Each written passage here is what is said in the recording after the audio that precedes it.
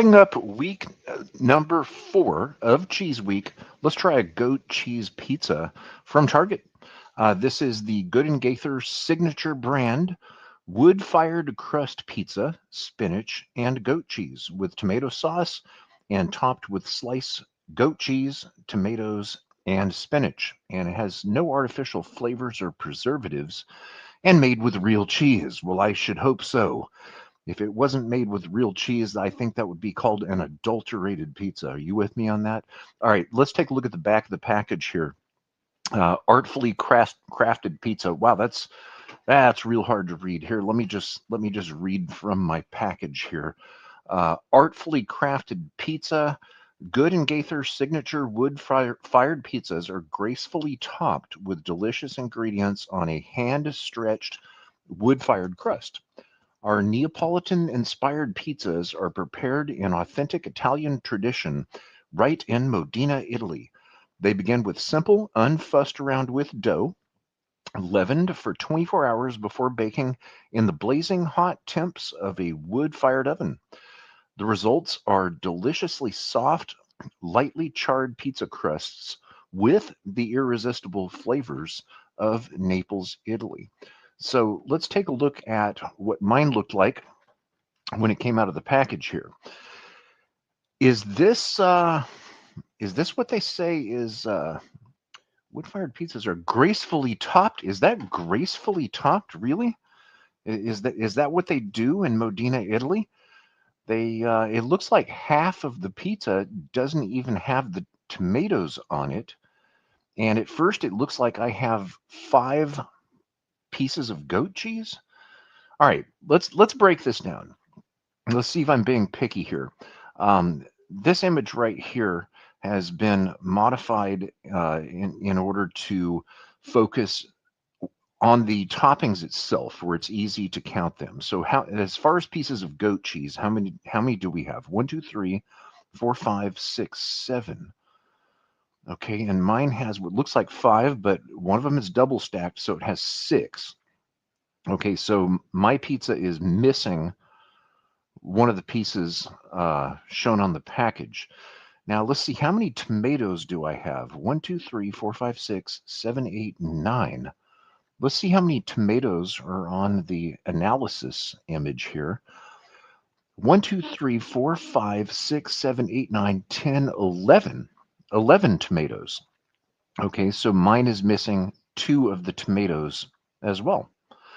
Okay, so let's zoom in closely here. You'll see the double stacked pieces of goat cheese and up close and personal with the frozen spinach here. Now, here's another view where I did take the double stacked cheese and spread it out a little bit. I didn't bother to mess around with the tomatoes because in looking at the tomatoes, I kind of wanted part of the pizza to actually not have the tomatoes on it. And here's why. It, it looks like a slice of a hard frozen cherry tomato. Uh, and they look odd to me. Okay, that's all I'm saying. The tomatoes look odd. Now, let's take a look at the nutritional facts and the ingredients. I'm always looking at sodium, and these ring in at a whopping 560 milligrams of sodium per serving. What? Okay, 4 servings per container. So if you eat 2 slices of pizza, you're going to have 560 milligrams. Okay, why? Wow. All right, so here's what it looks like as soon as I took it out of the oven here. It really, the dough rose quite a bit. It's not so much a thin crust right when it comes out of the oven. Now, I decided to go ahead and tavern slice it. And as you can see, the way that they, what was the word they used again? Gracefully topped the pizza. We have 1 piece with no goat cheese, and then 2 pieces without tomatoes. So no, is that what graceful means in Italy? All right. So Here's up close and personal with the tomatoes once they've been baked, and the spinach. And here's another view of these tomatoes. There's something about them that it doesn't look like a cherry tomato out of my own garden, is what I'm saying. And I think if I really wanted tomato on this pizza, I would, if I were to eat one of these again, I would just buy a tomato and slice it and put it on here myself. So here's an up close picture. Now, if you look right in the very center of the picture here, there's something that looks like a little piece of a tissue or a paper towel. I don't know what that was. It was, I thought that maybe it was some cheese, but the thing is, it didn't melt. So let's go back to the ingredients, and then I'm going to taste this. All right, wheat flour, Emmentaler cheese. The number one cheese on this is Swiss cheese, not goat cheese. And Emmentaler, made with milk, starter culture, salt, and rennet.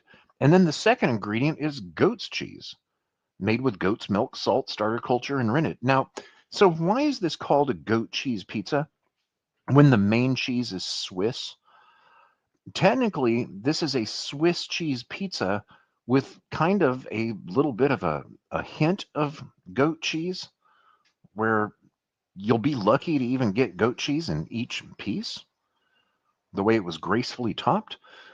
Oh my goodness. All right. So it contains water, tomato puree, tomato pulp, spinach, tomatoes, sunflower seed oil, extra virgin olive oil, salt, yeast, olive oil, sugar, and basil. Okay, so I like the short list of ingredients. When I make pizza at home, I do put a little bit of sugar inside of the crust, uh, inside the dough. That is, when the dough is making in the bread machine. But usually it's in the form of honey. So let's go ahead and see what this thing tastes like. Here we go, right here. Here's what it looks like. It has my hint of goat cheese in one place here, a tiny piece on the other side. Uh,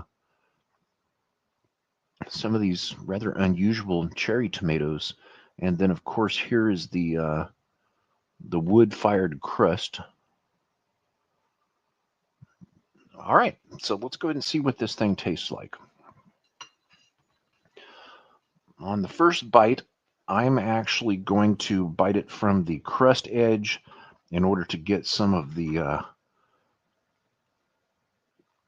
goat cheese in the first bite.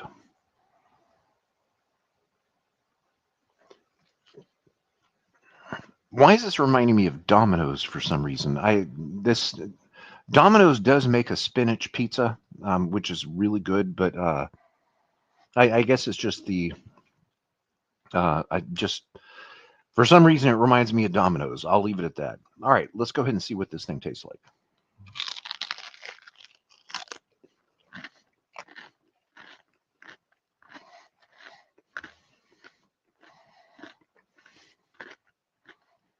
Hmm. Oh, I like the crust. That's good.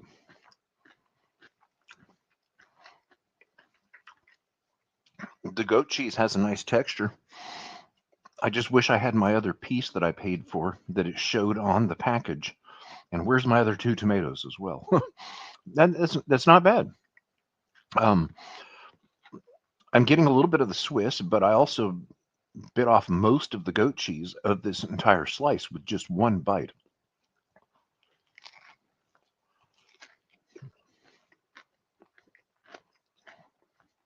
Mm. I guess you could call it complex. When you don't have a piece of goat cheese on it, the other bite is going to taste different. This tastes like Swiss. That basically tastes like a fondue base a little bit. Now let's try a piece with the tomatoes. Hmm. Okay, regardless of what the tomatoes look like, that's not bad. But one thing, oddly, it seems as if only the crust tastes like it's wood fired. I'm not getting any of the wood-fired aroma with the toppings. That's odd.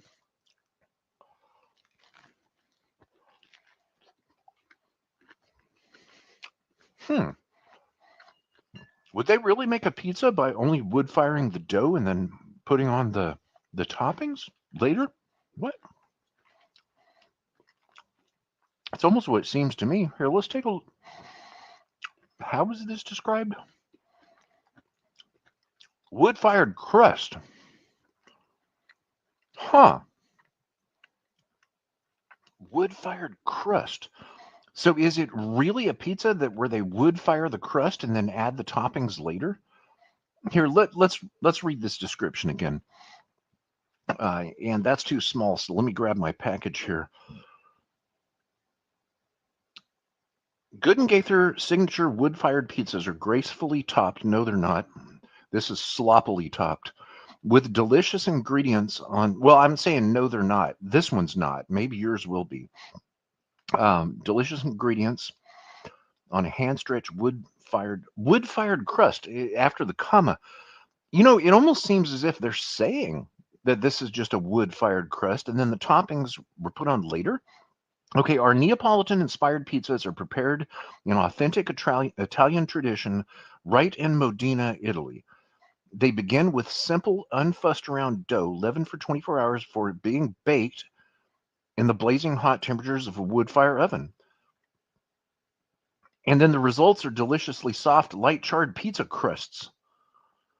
So yeah, I think that they're adding the toppings later. Well, isn't that something? All right. Now, as far as it having more Swiss cheese than goat cheese, if you look at the picture on the back of the package, it clearly shows that. There's elemental cheese right at the top and then goat cheese right down below it. So, um, would I buy this again? First of all, I bought two. This particular pizza, this went viral a couple of years ago, and when I saw that they still had it, I decided to try it because it was on sale. I think that this was like $6. Buy the first one for full price, and you get a second one for half price. So it dropped this and the other pizza that I'm about to try, which is pepperoni and jalapeno, where they paired up with a famous chef from Minneapolis, Minnesota. It dropped the prices down to about $6, and this weighs in at 17 and a half ounces, so it's a little over a pound. But would I buy it again? I think that it would be prudent for someone to check the reviews on this pizza before deciding whether or not it might be something for you. Apparently, somebody got even more unlucky than me, where not only were they missing apparently 6 pieces of the goat cheese, they got 1.5. And if you look at the front of the package here, it's only showing half the pizza, but it shows one, two, three, four, five pieces of goat cheese with one in the center.